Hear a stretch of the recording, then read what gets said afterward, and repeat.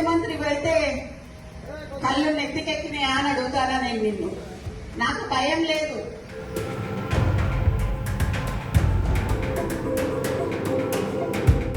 ఊరు మీద వదిలిపెట్టిన ఆంబోతులాగా సిగాలు ఊగుతున్నావు తల్లి.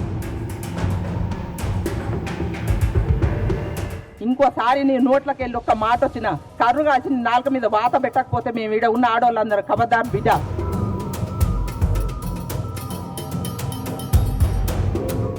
సురేఖక్క మీరు కూడా కొంచెం ఆలోచించుకోవాలా. కొండ సురేఖక్కకి పుత్రిక రూపేణ స్ట్రోక్ మొదలైందని చెప్పాల్సిన అవసరం ఉంది. కానీ ఒక లంపెన్లాగా తాగుబోతుల్లాగా బజార్లోకి వచ్చి మాట్లాడడం అంటేనే అది బజార్ కల్చరు, బజార్తో వితిన్ల పార్టీలనే కొన్ని గుంట నక్కలనే ఒకటి రెండు, ఆ గుంట నక్కలు ఎన్నుకుంటే దుకాణం నడిపించాలి. గారు నా కూతురుకు మాట్లాడను, మరి ఎందుకు ఖండించలేదు మీరు?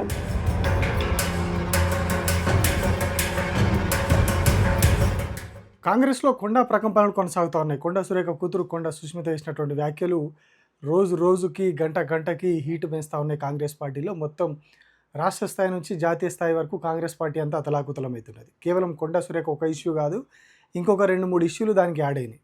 అవే రాజగోపాల్ రెడ్డి అట్లాగే చిన్నారెడ్డి. ఈ 3 ఇష్యూలకు సంబంధించి ఇప్పుడు మొత్తం గందరగోళ పరిస్థితి ఏర్పడ్డది. 3 జిల్లాలకు సంబంధించినవి.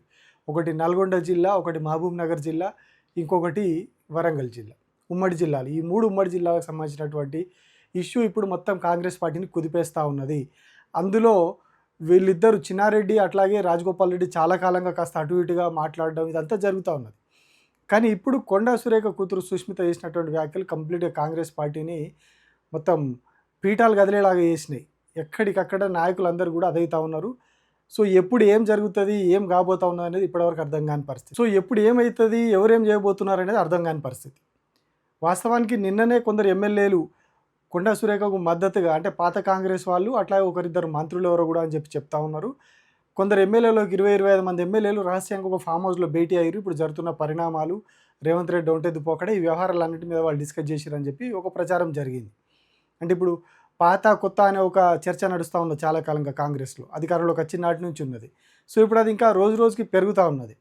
సో ఈ పాత కొత్త అంశాలు, పాత వాళ్ళకి ప్రాధాన్యత ఇవ్వడం లేదు అనే అంశాలు, ఇట్లాంటివన్నీ కూడా ఆ భేటీలో చర్చకు వచ్చినాయి అంటున్నారు. సో ఇప్పుడు ఈ వీళ్ళంతా కూడా పాత వాళ్ళే కదా, చిన్నారెడ్డి పాతవాడే, రాజగోపాల్ రెడ్డి పాతవాడే, అట్లాగే కొండా సురేఖ కూడా చాలా కాలంగా కాంగ్రెస్లో ఉన్నారు. సో వీళ్ళంతా కూడా పట్టించుకోవట్లేదు, అవమానిస్తున్నారు అనే యాంగిల్లో ఇదంతా కూడా ఒక టీము, ఒక జట్టు సపరేట్గా మీటింగ్ పెట్టింది అనేది ఒక చర్చ. సో ఇది ఇట్లా ఉంటే ఇక కొందరు ఎమ్మెల్యేలు ముఖ్యమంత్రికి మద్దతుగా అని చెప్పి వచ్చి ప్రెస్ మీట్ పెట్టారు. Congress party legislative party office ఉంటుంది, ఆ ఆఫీస్లో కొందరు ఎమ్మెల్యేలు ఎమ్మెల్సీలు వచ్చి ప్రెస్ మీట్ పెట్టి మాట్లాడారు. కొండా సురేఖను డైరెక్ట్ టార్గెట్ చేశారు. నిన్న ఇచ్చినటువంటి షోకాజ్ నోటీస్లో కేవలం సుష్మిత వ్యాఖ్యల మీద స్పందించాలన్నట్టుగా ఉంది. కానీ నిన్న వీడియోలో కూడా మనం చెప్పుకున్నాం, కాంగ్రెస్ పార్టీకి ఒక దెబ్బ కొట్టిర్రు కొండా సురేఖ, చాలా బిగ్ షాక్ ఇచ్చిర్రు. ఏదైతే ఆమె ఇచ్చినటువంటి లేఖ, ఆన్సర్ ఇచ్చినటువంటి లేఖ ఉందో ఆ లేఖ ద్వారా చాలా బిగ్ షాక్ ఇచ్చిర్రు ఆమె అని చెప్పి మనం చెప్పుకున్నాం. సో ఇచ్చినట్టుగానే షాక్ తగిలింది. వాళ్ళ మొత్తం గిలగిల్లాడుతూ ఉన్నారు అందరూ. నిన్న మనం వీడియోలో చెప్పుకున్నట్టే ఇవాళ జరుగుతూ ఉన్నది. మొత్తం అందరు గిలగిల్లాడుతూ ఉన్నారు కాంగ్రెస్ పార్టీ వాళ్ళు. అంటే వాళ్ళకు ఎటు కాకుండా ఆన్సర్ ఇచ్చిర్రు, ఆమె నాకు కూతురుకు సంబంధం లేదని చెప్పారు.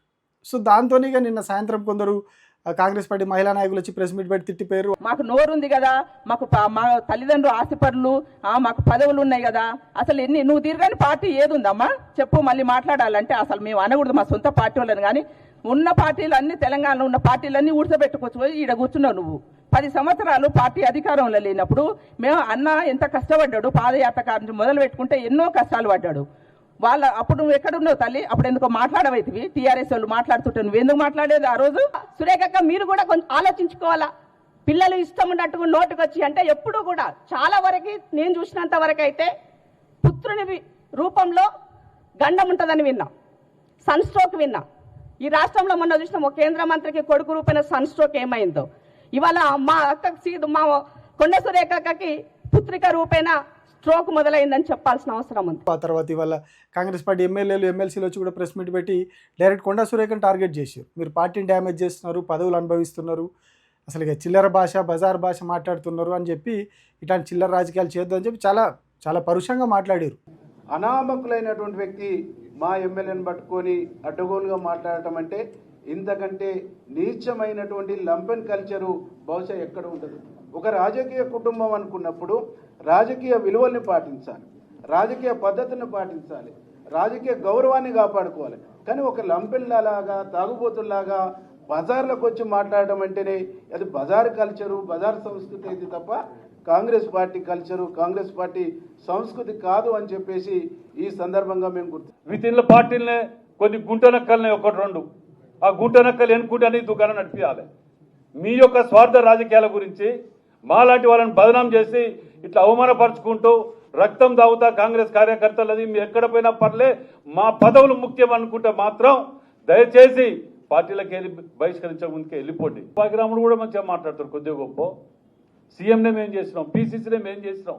ఏంటి నువ్వు చేసింది? 12 నియోజకవర్గాలలో వరంగల్ జిల్లాలో 11 మెజార్టీ వచ్చింది పార్లమెంట్లో. నీ ఒక్క దగ్గర 9,000 ఎందుకు మైనస్ వచ్చింది? మాకేం తెలియదు, మాకు సంబంధం లేదు అంటారు పద్ధత. వెనుక బ్యానర్ ఉంటుంది, నీ కేక్ కట్ చేస్తుంటారు. నువ్వు జిల్లాలో ఒక్క ఎమ్మెల్యేతో మంచుకున్నావా? నువ్వు పద్ధతి లేకుండా, పాడు లేకుండా, బ్లాక్ మెయిలింగ్ పాలిటిక్స్. ఏ పార్టీకి పోతే నువ్వు ఎల్లదిట్లే మొట్టమొదట టీడీపీ, తర్వాత కాంగ్రెస్, తర్వాత వైఎస్ఆర్సీపీ, తర్వాత బీఆర్ఎస్, మళ్ళా కాంగ్రెస్. ఎక్కడ ఒక్కరితోటి మంచుకున్నావా నువ్వు?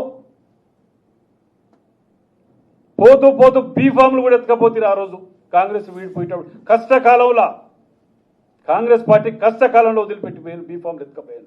గారు నా కూతురుతో మాట్లాడమ్మా, మరి ఎందుకు ఖండించలేదు?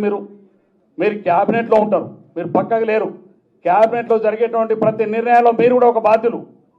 అటువంటి ప్రభుత్వ నిర్ణయాల మీద మాట్లాడినప్పుడు మీ కూతురు, మీ కుటుంబంలో మీరు క్యాబినెట్ పదవులు, ఇందులో ఎవరు అర్హత లేనోళ్ళు, అందరికీ అవకాశం ఉండి అందరూ అర్హత కలిగిన అయినా ప్రభుత్వం పార్టీ నిర్ణయించి మిమ్మల్ని క్యాబినెట్లో తీసుకున్నారు. కొంతమంది తీసుకున్నటువంటి వాళ్ళకి మిగతా మరి ప్రభుత్వాన్ని కాపాడవలసిన బాధ్యత ఇది.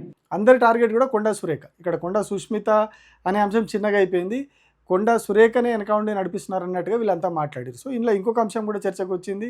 కొండా సురేఖ అట్లాగే ఎవరైతే పార్టీకి ప్రభుత్వానికి యాంటీగా మాట్లాడుతున్నారో వీళ్ళ వెనకాల బయట శక్తులు ఉన్నాయి, బీఆర్ఎస్, బీజేపీ ఇట్లాంటి వాళ్ళు ఉన్నారని చెప్పి ఒక మాట. లేదు, కొందరే ఇంటర్నల్గా కొన్ని గుంటనక్కలున్నాయి, వాటి వల్ల ఇదంతా జరుగుతూ ఉందని ఇంకొకరు. ఇట్లా ఈ వ్యవహారాలన్నీ ఒక గందరగోళ పరిస్థితి, ఒక వర్గం ఒకటి ఇంకొక వర్గం ఒకటి అన్నట్టుగా ఈ వ్యవహారాలన్నీ జరుగుతూ ఉన్నాయి. కాకపోతే ఇక్కడ ఆశ్చర్యకరమైన విషయం ఏంటంటే ఏదైతే ప్రెస్ మీట్ రేవంత్ రెడ్డికి మద్దతుగా వచ్చి పెట్టిరో, కొండా సురేఖను తిట్టడానికి ప్రెస్ మీట్ పెట్టిరో, ఆ ప్రెస్ మీట్లో పట్టుమంది 20 మంది కూడా లేరు. 20 మంది కూడా అక్కడ కనిపించలేదు. ఎమ్మెల్యేలు, ఎమ్మెల్సీలు అంతా కలిసినా కూడా అక్కడ 20-25 మంది కనిపించలేదు. 60 మందికి పైగా ఎమ్మెల్యేలు ఉన్నారు. మరి బలం చూపించుకోవాలంటే 30+ చూపించుకోవాలి కనీసం. కమ్సేకం 30+ చూపిస్తే కొంత బలంగా ఉన్నారని చెప్పుకోవచ్చు. కానీ ఇక్కడ 20-25 మంది కూడా రాలేదు. మరి అందుబాటులో లేక రాలేదా, లేకపోతే ఇంకేదైనా జరిగిందా అనేది ఇంకొక చర్చ. ఆల్రెడీ బీఆర్ఎస్ పార్టీ వాళ్ళు ట్రోలింగ్ చేస్తూ ఉన్నారు, ఇంతేనా మీకు వచ్చిన మంది, వీళ్ళైనా వచ్చిన వాళ్ళు అని చెప్పి. సో మరి మిగతా వాళ్ళు ఎందుకు రాలేదు అనేది ఇంకొక క్వశ్చన్. సో ఇంకొకటి, ఇప్పటి వరకు దీని మీద సీనియర్ మంత్రులు ఎవరు కూడా స్పందించలేదు. కాంగ్రెస్ పార్టీ సంబంధించినటువంటి పాత వాళ్ళు ఉన్నారు కదా, పాత కాంగ్రెస్ నాయకులు, వాళ్ళు ఎవరు స్పందించలేదు. కొందరు పాత వాళ్ళలో కూడా ఇప్పుడు రేవంత్ రెడ్డి వర్గంగా చెప్పుకున్న కొంతమంది నాయకులు మాత్రం వరుసగా ప్రెస్ మీట్లు పెడతా ఉన్నారు. ఇవాళ సాయంత్రం వరకు నాన్ స్టాప్గా ఒకరి తర్వాత ఒకరు ఈ ప్రెస్ మీట్లు అనేవి కంటిన్యూ అవుతూ ఉన్నాయి. సో మరి ఇంత జరుగుతూ ఉంటే మరి ముఖ్యమంత్రి ఎందుకు మాట్లాడతలేరు అంటే, ముఖ్యమంత్రి అసలు దేశంలోనే లేరు. ఆయన లండన్ పోయి అక్కడి నుంచి అమెరికా పోవాలి. సో ఆ షెడ్యూల్ కోసం ఆయన అసలు అసెంబ్లీ సమావేశాలు జరగాల్సింది ఇప్పుడు వాటిని కూడా వాయిదా చేసుకొని, ఎంఐఎం ఎమ్మెల్యే ఉన్నాడు కదా అక్బరుద్దీన్ ఓవైసీ, ఆయన కూతురు పెళ్లి కోసం లండన్ పోయారు ముఖ్యమంత్రి. కూతురు పెళ్లి లండన్లో అయితే ముఖ్యమంత్రి అక్కడికి పోయారు. అక్కడి నుంచి యుఎస్ పోవాలి, అఫీషియల్ టూర్ అది. అక్కడికి పోయి వేరే అగ్రిమెంట్లు, ఒప్పందాలు, చర్చలు ఇవన్నీ అని అన్నారు. కానీ వాళ్ళు చెప్తున్న వాదన ఏంటి అంటే, కేంద్ర ప్రభుత్వం అంగీకరించలేదు, కేంద్ర హోంశాఖ నుంచి, అక్కడ నుంచి విదేశాంగ శాఖ నుంచి అక్కడ అప్రూవల్ రాలేదు, అందుకే రేవంత్ రెడ్డి రిటర్న్ వస్తూ ఉన్నారు అని చెప్పి చెప్తున్నారు. కానీ ఇక్కడ రాష్ట్రంలో జరుగుతున్న చర్చ ఏంటంటే, ఇక్కడ ఇంత పొలిటికల్ గందరగోళం ఉన్నది, రాజకీయంగా ఆగం అవుతా ఉంది రాష్ట్రం. కాంగ్రెస్ పార్టీ ఆగమవుతుంటే అధిష్టానం సీరియస్ అయింది, ఇక్కడ పార్టీ పరిస్థితి, ప్రభుత్వం పరిస్థితి ఇట్లా ఉంటే నువ్వు అక్కడ ఎట్లా పోతావు అని చెప్పి పార్టీ అధిష్టానం సీరియస్ అయితే ఆయన రిటర్న్ వస్తున్నారనేది ఒక వాదన. లేదు అసలు ఆయన సీటే ఊడిపోయే పరిస్థితి వచ్చింది, అంత మొత్తం ఇక కథ ఎక్కడికో పోయేలాగున్నది, నేను ఇక్కడ లేకపోతే ఇంకేదో చేసేలాగున్నారు వీళ్ళు, అందుకనే అర్ధాంతరంగా పర్యటన ముగించుకొని అమెరికా వెళ్ళకుండా ఇక్కడ వస్తున్నారని చెప్తున్నారు. సో దీనికి కూడా ఎందుకు బలం చేకూర్చే అంశం ఏంటి అంటే, నిజంగానే విదేశాంగ శాఖనో కేంద్ర హోంశాఖనో అనుమతి ఇవ్వలేదు, అనుమతి ఆపింది అనుకుంటే మొత్తం టీం అంతా ఆపాలి. రాష్ట్రం నుంచి వెళ్ళాల్సిన టీం మొత్తానికి పర్మిషన్ ఇవ్వదు, కానీ అధికారులకు పర్మిషన్ ఇచ్చింది, ముఖ్యమంత్రికి పర్మిషన్ ఇవ్వలేదు. ఇక్కడ ఇది కొంచెం ఆలోచించాల్సిన అంశము, అనుమాన పడాల్సిన అంశం కూడా అవుతా ఉన్నది. సో ఈ గందరగోళం నేపథ్యంలో అక్కడ ఈ హీటు అక్కడికి తగిలి అక్కడి నుంచి ఆయన ఇక్కడ వస్తున్నారు అనేది ఇప్పుడు జరుగుతున్నటువంటి చర్చ. 23 నాడైనా రాష్ట్రంలో ఉంటారట. ఇవాళ 21 తారీఖు, 23 నాడైనా ఇక్కడ వచ్చేస్తారంట. సో అమెరికా టూర్ క్యాన్సిల్ అయింది. అంటే ఇంత పొలిటికల్ హీట్ రాష్ట్రంలో జరుగుతున్నది. ఏకంగా ఒక రాష్ట్ర మంత్రి కూతురే ఆ స్థాయిలో ఆరోపణలు చేసిర్రు. ఆ మంత్రి ఇప్పటివరకు మాట్లాడలేదు. మిగతా మంత్రులు ఎవరు రెస్పాండ్ కాలేదు. ఇంత గందరగోళం నడుస్తున్నది. సో ఇంకొక వైపు చిన్నారెడ్డి ఇష్యూలో మెగారెడ్డి ఆల్రెడీ ఢిల్లీ పోయారు, ఖర్గేని కలిసిరు. ఖర్గేకి ఒక లెటర్ ఇచ్చి వచ్చారు. జిల్లా నాయకులందరూ వేసుకొని పోయి ఖర్గేకి లెటర్ ఇచ్చి వచ్చారు. సో ఆ వ్యవహారం అట్లా నడుస్తుంది. రాజగోపాల్ రెడ్డి ప్రతిరోజు ఏదో ఒకటి మాట్లాడుతూనే ఉన్నాడు. ఈ తెలంగాణ ఉద్యమానికి సంబంధం లేనోళ్ళు, కాంగ్రెస్ పార్టీకి సంబంధం లేనోళ్ళు వచ్చి పెద్ద పెద్ద పెద్ద పదవులలో ఉంటే నాకు కూడా బాధ అనిపిస్తుంది అప్పుడప్పుడు. సో ఇదంతా కాంగ్రెస్ పార్టీలో ఒక గందరగోళ పరిస్థితిని తీసుకొచ్చింది. ఆగమాగం అవుతా ఉన్నారు మొత్తం లీడర్లంతా కూడా. అటు ముఖ్యమంత్రి దగ్గర నుంచి కింది స్థాయి వరకు. మరి కాంగ్రెస్లో ఉన్న వాళ్ళే ఎవరైనా నడిపిస్తున్నారా, లేకపోతే తెర వెనకాల ఏం జరుగుతుంది, ఏమవుతుంది అనేది అర్థం కాని పరిస్థితి. ఎందుకంటే ప్రభుత్వం ఏర్పడిన నాటి నుంచి పాత కొత్త అనే వ్యవహారం నడుస్తూ ఉంది. ఇంకొకటి పీసీసీ చీఫ్ వర్సెస్ ముఖ్యమంత్రి అనే అది కూడా ఉన్నది కాంగ్రెస్ పార్టీలో. బయట బాగానే మాట్లాడుకుంటారు వేదికల మీద, కానీ తెర వెనకాల పార్టీ ఆఫీస్లో లోపల జరిగే వ్యవహారాలు వేరే ఉన్నాయి. ఇద్దరికి పొసగట్లేదు అనేది ఇంకొకటి. ఆయన గతంలో తెలంగాణకు త్వరలో బీసీ ముఖ్యమంత్రి కాబోతున్నాడు అని చెప్పి చాలాసార్లు చెప్పారు మహేష్ కుమార్ గౌడ్. సో అది చెప్పడం ఆయన గురించే చెప్పుకున్నాడు అనేది ప్రచారం. ముఖ్యమంత్రి ఉన్నటువంటి రేవంత్ రెడ్డి ఏమో 34 దాకా 2034 దాకా నేనే ముఖ్యమంత్రి అంటారు. 2024 నుంచి 2034 వరకు ప్రజా పాలన అధికారంలో ఉంటుంది. ఇది చరిత్ర, ఇదే చరిత్ర, ఇదే భవిష్యత్తు. త్వరలో బీసీ ముఖ్యమంత్రి వస్తారని మహేష్ కుమార్ గౌడ్ అంటారు. సో వీళ్ళకే కాంట్రడిక్షన్ వచ్చింది. ఇట్లాంటి అంశాల్లో వాళ్ళిద్దరి మధ్యలో పొసగట్లేదు. సో మరి కొద్ది రోజుల క్రితం ఐ సపోర్ట్ మహేష్ గౌడ్ అని చెప్పి కొండా సురేఖ కూతురు సుష్మిత కూడా పోస్టు పెట్టిన పరిస్థితి. ఇంకా కొందరు ముఖ్యమంత్రికి దగ్గరగా ఉండే నాయకులు కూడా కొందరు అట్లాంటి పోస్టులు పెట్టిన పరిస్థితి. సో మరి ఇది రేవంత్ వర్సెస్ పీసీసీ చీఫ్ గొడవనా, లేదు పాత కొత్త గొడవనా? అంటే పాత కాంగ్రెస్ వాళ్ళు, కొత్త కాంగ్రెస్ వాళ్ళు. మన సుష్మిత చెప్పింది కదా, పచ్చ కాంగ్రెస్, అచ్చ కాంగ్రెస్ అని. సో మరి ఇట్లాంటి వ్యవహారం ఏమన్నా నడుస్తుంది అంటే ఏది అర్థం కాకుండా ఒక గందరగోళమైనటువంటి పరిస్థితిలో కాంగ్రెస్ పార్టీ పడిపోయింది. ఇప్పుడు కాంగ్రెస్ ప్రభుత్వం పడిపోయింది. సో ఇక్కడ మనం ఇంకొక అంశాన్ని కూడా చర్చించుకోవాలి. కాంగ్రెస్ పార్టీ అధికారంలోకి వచ్చి ఒక 2 నెలలు 3 నెలలు గడిస్తే 3 ఏళ్ళు పూర్తవుతుంది. ఇప్పటి వరకు వాళ్ళు ఇచ్చిన హామీల్లో చాలా వరకు అమలు కాలేదు. 6 గ్యారంటీలే కావచ్చు, మిగతా ఏవైతే 420 ఫుల్ హామీలు ఉన్నాయో అందులో కూడా చాలా వరకు హామీలుగా అమలు కాలేదు. వాళ్ళు అమలు చేసినామని చెప్పుకుంటున్న వాటిలో కూడా ఏది కూడా ఫుల్ఫిల్ లేదు. ఏది 10%, 20%, 25% లెక్కలో అమలు చేస్తున్నారు తప్పితే పూర్తి స్థాయిలో చెప్పినట్టుగా 100% ఏది అమలు అయితే లేదు. ఉదాహరణకు 500 సిలిండరే చూసుకుందాం. ఏదో ఒకసారి 2 సార్లు డబ్బులు వేసిరు, వదిలేసిరు. మళ్ళీ ఎవరికి పడుతున్నాయో డబ్బులు 500 పోయినా ఇప్పుడు మనం 1000 రూపాయలు కడుతున్నాం సిలిండర్కి. మరి కడితే 500 రిటర్న్ రావాలి కదా. 500 ఎప్పటికి వస్తున్నాయో ఎవరికి వస్తున్నాయో అర్థం కాని పరిస్థితి. అంటే ఇలా చాలా అందులో కూడా సమస్యలని ఇట్లా ప్రతి స్కీమ్లు ఉన్నాయి రాష్ట్రంలో. ఇప్పుడు పాలిటెక్నిక్ విద్యార్థులు రోడ్డు ఎక్కిర్రు, ఫీజు రియంబర్స్మెంట్ ఇష్యూ నడుస్తున్నది, కళ్యాణ లక్ష్మి విషయంలో హైకోర్టు, ఇట్లా రకరకాల అంశాలు ఉన్నాయి రాష్ట్రంలో ఇప్పుడు. సో ఇది ప్రభుత్వ ఇన్ఎఫిషియన్సీ అనేది మొత్తం మెడకు చుట్టుకున్నది. వీళ్ళు ఏం చేయలేదు, చాలా చెప్పిర్రు, కొంచెం కూడా వేయలేదనే అభిప్రాయం ప్రజల్లో కలుగుతూ ఉన్నది. సో ఈ సమయంలో ఇది ఇంకా వ్యతిరేకత పెరుగుతూ పోతూ ఉన్నది. పాలనా టైం అనేది అయిపోతూ ఉన్నది, దగ్గర పడుతున్నది ఎలక్షన్ల టైము. ఈ వ్యవహారం ఏమో ఇట్లా ఉన్నది, స్కీమ్లేవి అమలు కాక ప్రభుత్వం మీద వ్యతిరేకిస్తుంది. సో ఇట్లాంటి టైంలో డైవర్షన్ చేయాలి, ఇష్యూని అంతా కూడా డైవర్ట్ చేయాలి. వీళ్ళు కొట్లాడుకుంటుంటే ప్రజలు ఇది చూసుకుంటుంటారు, హామీలు అవన్నీ కూడా మర్చిపోతారు. సో ఈ యాంగిల్లో ఏమన్నా మరి ప్రభుత్వం ఆలోచించి ప్లానింగ్ లేచి మరి ఇట్లాంటివి చేస్తున్నారు. ఎందుకంటే రాజకీయాల్లో ఎత్తుగడలు వ్యూహాలు చాలా ఉంటాయి. ఇట్లాంటి దట్టు రేవంత్ రెడ్డి అంటే 100% ఉంటాయి. సో మరి అట్లాంటి ప్రయత్నాలు ఏమన్నా వీళ్ళు చేస్తున్నారు అంటే ఇట్లా ఒక్కొక్క అంశము ఒక్కొక్క రకంగా ఉన్నది ఇప్పుడు. సో ఎందులో ఏ రకంగా ఈ సమస్యలు వచ్చినాయి, ఏం జరుగుతుంది అనేది అర్థం కాని పరిస్థితికి కాంగ్రెస్ పార్టీలో ఒకరు నచ్చి ఒకరు తిట్టుకుంటా ఉన్నారు. వీళ్ళ వెనకాల వాళ్ళు ఉన్నారు అంటున్నారు, గుంట నక్కల్నే అంటారు కాంగ్రెస్లోనే. ఇక వీళ్ళ వ్యవహారం ఎట్లా ఉంటే అటు మంచిర్యాలలో కూడా ఇద్దరి మధ్యలో నడుస్తూ ఉన్నది. మంత్రి వివేక్, ఎమ్మెల్యే ప్రేమ్ సాగర్ రావు.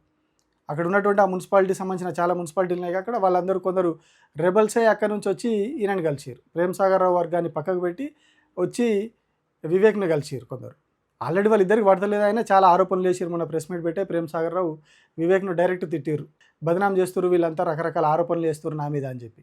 ఆ వ్యవహారం నడుస్తుండగానే ఇప్పుడు కాంగ్రెస్లోనే 2 వర్గాలు అయిపోయి ఆ వర్గం వచ్చి ఒక వర్గం వచ్చి వివేక్ని కలిసింది. అంటే ఎక్కడ కూడా కాంగ్రెస్ పార్టీ అనేది ఒక స్థిమితంగా సక్రమంగా లేదు. ప్రభుత్వం, పరిపాలన, ఇంటర్నల్ వ్యవహారాలు కూడా ఎక్కడ కూడా సక్రమంగా లేదు అనేటి ఈ అంశాలన్నీ నేను ఎందుకు చెప్పుకొచ్చినా అంటే ఇది ఎక్కడ కూడా ఒక పద్ధతిగా ఒక వ్యవహారం లాగా పోతలేదు. ఇది మొత్తం చిల్లం కల్లమ్మ ఎక్కడికక్కడ చిట్లిపోయినట్టుగా పోతూ ఉన్నది.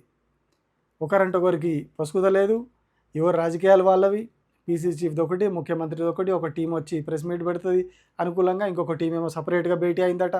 పేపర్లోనే వార్తలు వచ్చినాయి వాళ్ళు భేటీ అయ్యారు అని చెప్పి. సో ఇట్లా రకరకాల వ్యవహారాలు, రకరకాల గందరగోళం. కాంగ్రెస్ పార్టీ అంతా ఆగమంగడైపోయింది ఇప్పుడు. సో ఇది ఏం జరుగుతుంది మరి? ముఖ్యమంత్రి ఎల్లుండి వస్తున్నారు రాష్ట్రానికి, వచ్చిన తర్వాత ఆయన ఏం చేస్తారు? వ్యవస్థ సెటరైట్ అవుతుందా? కాంగ్రెస్ పార్టీ అంటేనే ఎండ్రకాయల కొట్లాట, ఒకటి పైకి ఎదిగితే ఇంకోటి కిందికి గుంచుతాడు. సో ఈ ఎండ్రకాయల కొట్లాట అనేది రెగ్యులర్గా ఉండేది, రెగ్యులర్గా జరిగేది. కానీ ఇప్పుడు అది చాలా పీక్స్కి వెళ్ళిపోయింది, చేయి దాటిపోయింది పరిస్థితి. ఎక్కడ ఎవరు వినే పరిస్థితి లేదు, ఎక్కడ ఎవరికి నచ్చినట్టుగా వాళ్ళు చేసుకుంటూ పోతున్నారు. గతంలో చాలాసార్లు ఇట్లాంటి ఇష్యూలు అయినప్పుడు పిలిచి కూర్చోబెట్టి మాట్లాడి సైజు కుదిరిచ్చిర్రు, పంపించేసిర్రు, అంతా సెటరైట్ చేసుకున్నారు చాలామంది చాలా రకాలుగా మాట్లాడినప్పుడు. కానీ ఇప్పుడు ఆ పరిస్థితి లేదు. మొత్తం ఒకరి తర్వాత ఒకరు బరెస్ట్ అవుతూ ఉన్నారు. అక్కడ మనం ప్రేమ్ సాగర్ రావు ఇష్యూ చెప్పుకున్నాం, రాజగోపాల్ రెడ్డి, చిన్నారెడ్డి, కొండా సురేఖ ఫ్యామిలీ నడుస్తూనే ఉన్నది వ్యవస్థ. సో ఏం కాబోతుంది అసలు రాష్ట్రంలో, రాష్ట్ర ప్రభుత్వంలో? మనం ప్రభుత్వాన్ని ఎన్నుకున్నది పాలిస్తారు అని చెప్పి, అద్భుతంగా పరిపాలిస్తారు అని చెప్పి. వాళ్ళు ఎలక్షన్ అప్పుడు ఏం చెప్పారు? మార్పు కావాలంటే కాంగ్రెస్ రావాలని చెప్పారు. మరి ఏం మార్పు వచ్చింది రాష్ట్రంలో? ఇగో ఈ మార్పు వచ్చింది. ఒకరు కాలు బట్టి ఒకరు గుంజుకునే మార్పు, ఢిల్లీలోకి పోయి ఫిర్యాదులు చేసుకునే మార్పు, ఇక్కడనే తిట్టుకునే మార్పు. కాంగ్రెస్ పార్టీ లెజిస్లేటివ్ ఆఫీస్లోనే కూర్చొని కాంగ్రెస్ పార్టీ మంత్రినే తిట్టుకునే మార్పు, గాంధీ భవన్లో కూర్చొని కాంగ్రెస్ పార్టీ మంత్రినే తిట్టే మార్పు. ఇగో ఈ మార్పులు వచ్చినాయి రాష్ట్రంలో. సో మరి ముఖ్యమంత్రి వచ్చిన తర్వాత ఏం జరుగుతుంది? ఈలోపు అధిష్టానం నుంచి ఎవరైనా దూతలు వస్తారా? మీనాక్షి నటరాజన్ వీళ్ళతో కూర్చొని మాట్లాడతారా? మరి వ్యవస్థ సెటరైట్ అవుతుందా, లేకపోతే మళ్ళీ ఎక్కడికక్కడ ముక్కలు అయిపోతుందా అనేది ఇప్పుడు వేచి చూడాలి. ఎందుకంటే ఇది గంటకు అప్డేట్ జరుగుతూ ఉన్న దీనిలో, గంటకు ఒకరు వచ్చి మాట్లాడిపోతూ ఉన్నారు. ఒక్కొక్క అంశం కొత్త అప్డేట్స్ వస్తూ ఉన్న ఇష్యూలో. సో ఎప్పటికప్పుడు మీకు అప్డేట్స్ అందించే ప్రయత్నం చేస్తా. చూస్తూనే ఉండండి PV న్యూస్.